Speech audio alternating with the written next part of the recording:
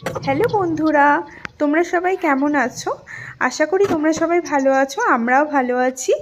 তো আমি এখানে মাছের কালিয়া বানাবো, মানে কাতলা মাছের কালিয়া বানাবো। সেই জন্য মাছগুলোকে ভালো করে ধুয়ে সেগুলোকে নুন হলুদ মাখিয়ে 15 মিনিটের জন্য রেখে দিলাম।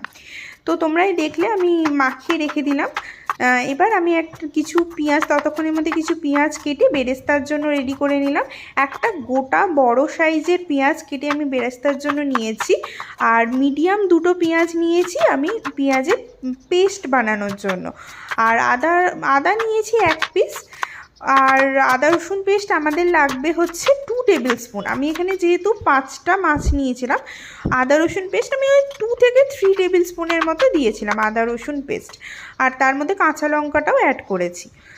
আদা রসুন কাঁচা লঙ্কা পেস্ট আগে করে নেবো। দেখো আমি মিক্সার গ্রাইন্ডারের মধ্যে আদা রসুন আর কাঁচা লঙ্কাটা